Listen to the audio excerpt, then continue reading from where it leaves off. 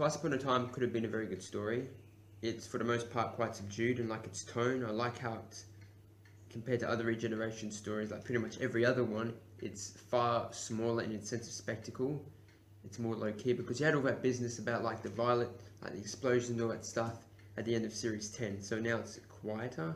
Could have been very good, but it's riddled with so much shit. So much.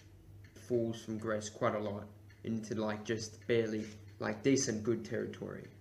For the first 10 minutes, it's pretty good. Like the meeting between 1 and 12 in Antarctica is very well done. It has a calm pace to it, like how they do it in Classic Who, the right amount of humour, intrigue and stuff. They're not trying to oversell any kind of mood, like, oh, it's devastating, they're gonna tear the fabric apart. And it's not like they're making too many quips yet. They get really into that shit later. The next scene in the battlefield, I reckon, was terrific as well. It's, like, they're not making like any quips or anything, not trying to be like melodramatic. It's just the right tone. When the Doctor Who writing staff are like, no, I'll get Series 11 slot, no, I'll get Series 11 slot.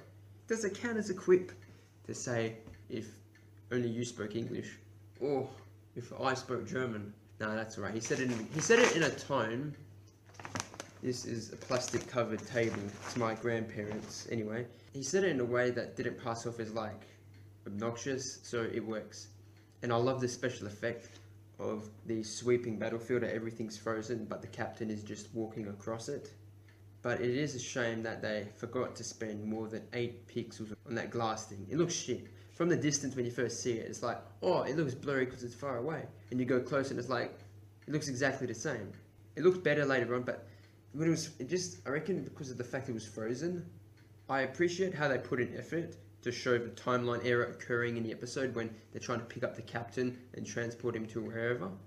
Like, it's not like quite a lot of episodes when they just do a straight line of gobbledygook and just, oh yeah, blah blah blah, malfunction in the Matrix, blah blah.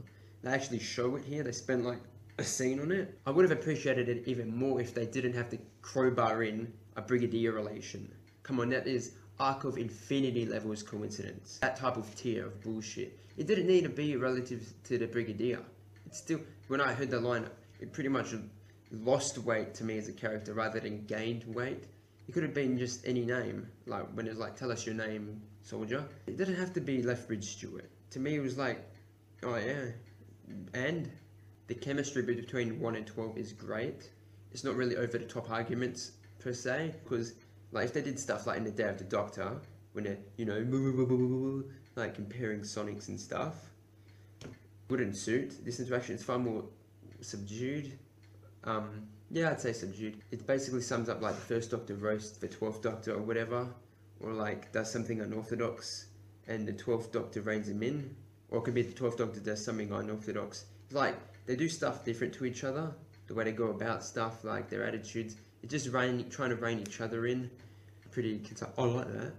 But to me, the interaction goes downhill pretty fast around the 15-minute mark when they arrive at Testimony, when the Murray Gold brilliant doo-doo, like music that hits in, like it's really jarring. You hear it a lot during like series 5 and onwards. You can hear it in the preview on that YouTube clip when the first Doctor enters the TARDIS and you hear the doo-doo-doo. Maybe it has to do with repetition as well as the fact that I've heard so many cringy Matt Smith like quips to that music that it's like, just get rid of it. The 12th Doctor doesn't suit it.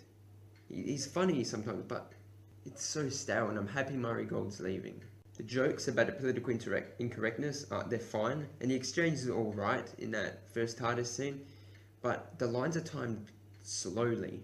It seems like it's missing a laugh track, quite a lot of the dialogue, when they're tending to the captain in the TARDIS. These sentences have these pauses after them, and the dialogue, like the wit seems to be dwelled upon when Capaldi says, oh, you can't say that. It's like blah blah, because a lot of people will tell you that. Like, that line dragged. And the bit about, oh, 1500 years, blah blah, it's been rock and roll, when he's talking about like having some of the brandy. Quite a plodding, like clumsy line. And it should have been snappier. Like, there were bits when the first Doctor sees the 12th Doctor, when they're both using their eyepieces to look at Testimony's ship, and then the first Doctor's like, I think it's a monocle, it drops. That was great. And there was other bits like Polly isn't around anymore, and you see the 12th Doctor's, like, for a brief moment, his reaction, then the episode whizzes on. Don't be so indulgent, dwelling upon your humour, because it's tiring. I've had it for 7 years already. Don't need to do it for your fucking story, Stephen. Now, probably my biggest criticism about this story was Bill Potts. Bill is performed and written in this episode so obnoxiously, so punchable, seriously. Now, when a doctor's asking how she arrived on testimony ship from the converted state she was in the Dr. Falls as a Cyberman, and it's like, she talks with these writhing movements, like, charisma. Her shoulders are bouncing, her shoulders are twitching, her body's bouncing. She's got this, like, such a punchable, I don't give a fuck if it sounds like psychotic saying that about someone of the opposite sex, but so punchable, I don't give a shit. She's so overly charismatic that it's really grating in this episode. It's like when people try acting for the first time and they're trying to get over the fact like there's a camera in front of them or an audience, and they proceed to act like fucking Asimo, that dated Honda robot. In the context of the episode, Bill was meant to be a robot, but she's also meant to be a facsimile of a perfect, like, human Bill. This uncanny valley shit kills it. Her reactions to stuff in this episode isn't as subdued as what I remember.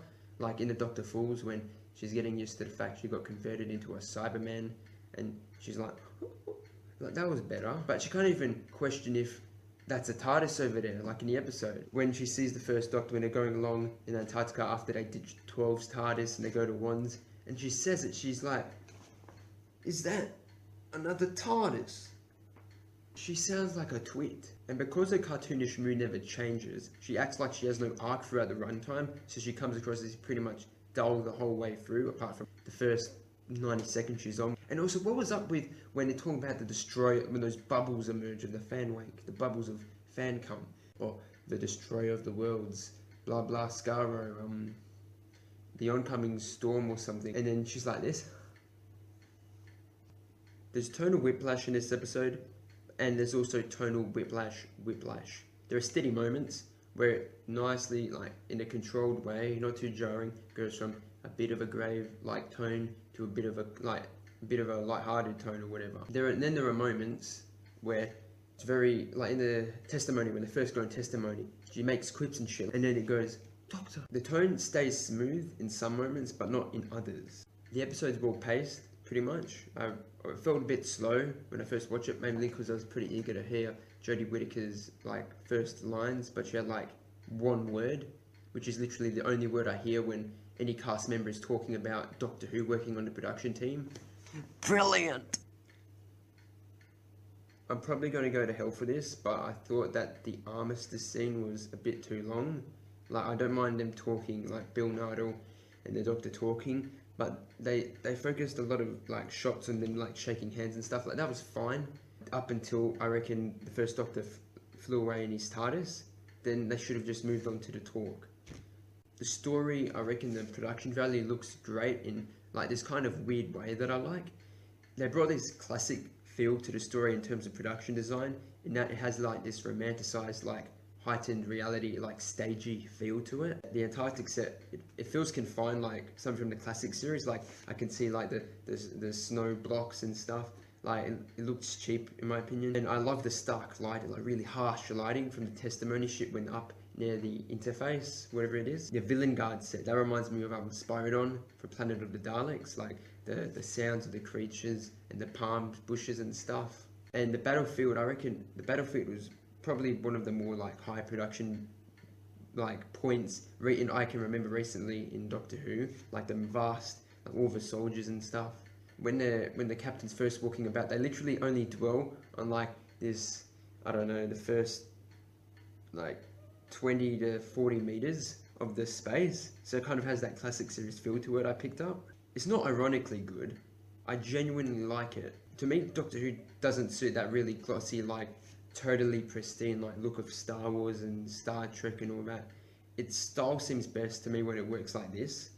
It might be because like it harks back to the classic era, the cheapness, I don't know, but I really, really like it. When they were talking to testimony, it makes sense for 1 and 12 to be so blatant in what they want to know. Testimony, because they do all this like exposition dropping, like, or you extract people from their moment in their timeline, like in the process of asking them questions to testimony. It makes sense for testimony, like to be so like upfront about revealing shit, because it's not evil. It's not trying to have a concealed like bad plan. It was too blatant for my liking. It was also clunky when they were describing in the TARDIS how to find a database. They should be more. They should have been more sparse. I don't know, sparse in the exposition on board the TARDIS. Like when they're talking about the Matrix and stuff. Like who the fuck remembers the Matrix in terms of like everyday viewers? That clunky business about like finding a database. They could have gone to Rusty, and then because the 12th Doctor drops a line when he's with Rusty saying, "Oh, you were the largest database we could find," which makes sense. And I'll get on to more about Rusty in a second. But for that moment of trying to find a database to stop testimony, to uncover testimony, it was too much like a Q&A kind of thing. And bringing Rusty back would have been fine if only he hadn't just been in Capaldi's second fucking story 3 years ago and not been mentioned since. Nothing. It's like when they brought Heather back at the end of the Doctor Falls, because they never mentioned her since. They just bring her back. You could bring literally to me that's like bringing back the White Guardian from the classic series to help out the Doctor out of nowhere. He's just plopping, cutting and paste with no build up to it. It's just like, and then this happened. It comes across as convenient and lazy. Moffat doesn't seem to be operating by any constraint, because it's like he's bringing back any character he likes to, when he writes himself into a corner or something like, oh fuck, Rusty, yes, everyone likes Rusty, because Into the Dalek was totally critically acclaimed. And as soon as the Doctor finds out a testimony is not evil, it's perfectly fine, Rusty literally just turns off under the bullshit pretense that's like, oh, time froze again. Nah, you just wanted the story to move on. That was so abrupt. It was funny because you can see the cogs and gears underneath the script be like, oh, now we move on to the regeneration themes bit. It's like segments in Top Gear. That's what it felt like. It was like, oh, we cut off that fucking limb off the plot. Now it's back to the 12th Doctor regenerating. And I have the same problem with New Earth as I did with Rusty, although New Earth could have gone unnamed and it would have worked. The story would have worked exactly the same, because it's something weird about just bringing it back. I know, like, it makes sense. Well, it's a vast universe, all these things overlap, but it's like I remember these like really mediocre stories from fucking 10 years ago. The armistice scene, I'm going more into exposition, like my complaints. I wish that there was some hinting before the Doctor comes up with a plan, because it's another case of, oh, and then the armistice happened, and the reasoning before it is like the lazy thing I was talking about, like if they didn't explain why the captain turned up, dropping out towards the end of the episode saying, oh, there was blah blah blah. This is exactly what they did with the armistice. Like, I shifted the timeline a few hours ahead. It wouldn't have mattered any other. It would have been more satisfying if the truth was, I don't know, like hinted at, it was entwined somehow into the story, and it didn't engage me, because most of it I wasn't really engaged by that point because testimony was solved. Although I was barely engaged by the end of that, but anyway. I was even more out of it when they were talking about the armistice. I was like, just get to the fucking regeneration, please. I wish the captain's character was fleshed out in action, like helping out the doctors or something. He's literally just interviewed in the TARDIS about like his family coping with blah blah, his death. You know, nothing much. You know, soldiers dying in war, nothing at all.